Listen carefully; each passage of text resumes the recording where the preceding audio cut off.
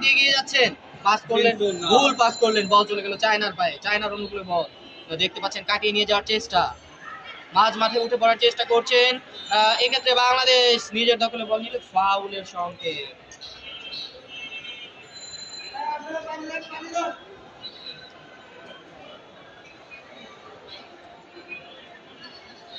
দর্শক, খেলার ফলাফল চায়না 1 বাংলাদেশ 0।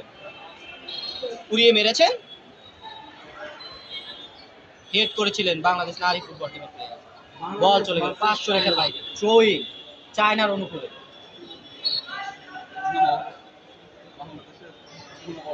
দুর্ভাগ্যবশত খেলা শুরু থেকেই আপনারা জানেন বাংলাদেশ কাউন্টার অ্যাটাক করছিলেন, খুব ভালো ফুটবল উপহার দিয়েছিলেন।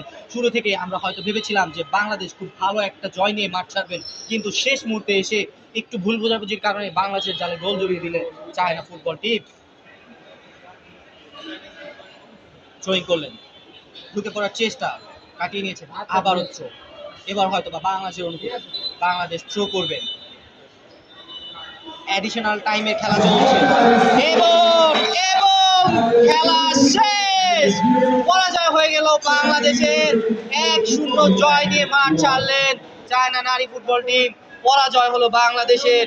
হায় হায় হায়, এ কি হলো, পরাজয় নিয়েই মাঠ ছাড়তে হলো বাঘিনীদের। আবারও শোকের ছায়া বাংলাদেশের ক্যাম্পে, আপনারা দেখতে পেলেন মাঠ ছাড়ছেন এবং বেশ আনন্দ নিয়ে এই মাঠ ছাড়ছেন চায়না ফুটবল। আমরা আপনাদেরকে দেখাচ্ছি খেলা কিন্তু শেষ, সর্বশেষ বাংলাদেশ 0 এবং চায়না 1 গোলে জয়লাভ করলেন।